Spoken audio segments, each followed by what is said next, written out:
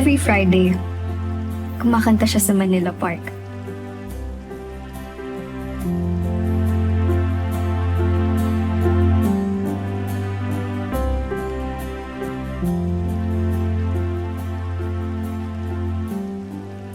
Never niya sinabi sa akin kung sino siya. Secret daw.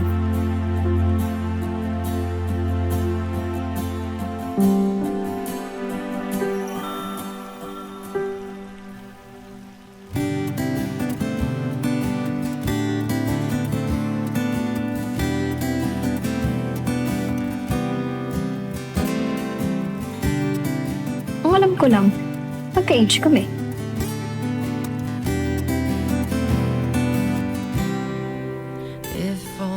Kaya binigyan ko siya ng nickname. Captain Serenade. Kasi pang-kapitan ng cap niya.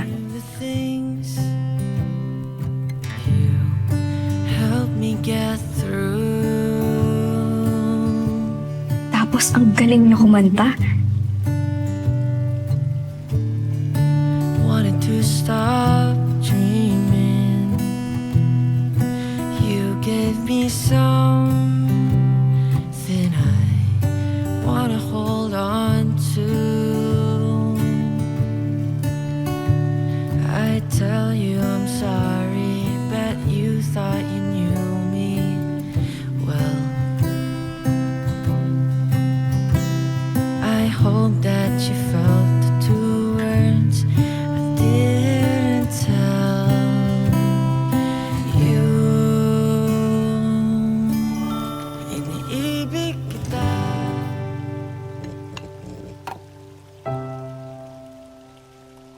Kaso one day, biglang hindi na kami nagkita.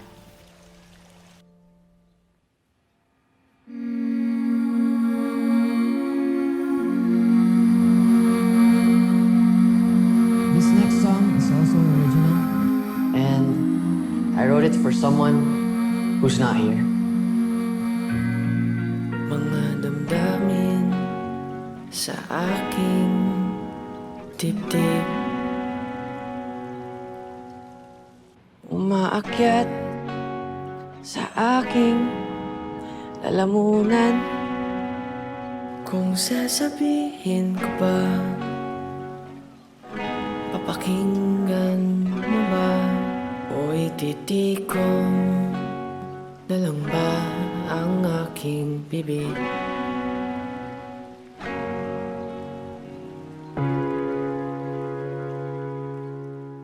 Mga ngipin nangingilong sa kaba, aking labi tuyo na't nauuhaw. Di ko masabi,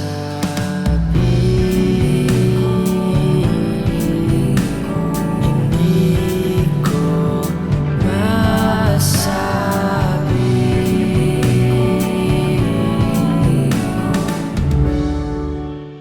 Hindi na ako nakabalik ulit sa Manila Park. Are you so figure out that's a procedure? Na-diagnose kasi ang lolo ko ng stage 3 pancreatic cancer. Sabi ng doktor, 1 year na lang siyang mabubuhay. Pero si Lolo Savi, ayaw niyang pumayag mag-chemotherapy. Kahit anong pakiusap namin sa kanya.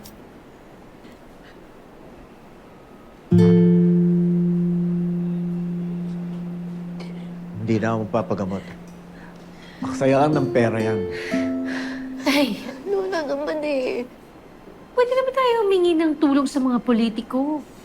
Ano? Eh, ninanakawan lang nga tayo ng mga yun. Suklihan ko sila ng dangal ko para lang matulungan ako. Huwag na. Alam mo, ayoko lang naman eh. Mahirapan kayo at lalong ma-stress. Okay? At lalong-lalo na, ayokong maiwanan kayo ng walang-wala. Naintindihan niyo naman siguro yun.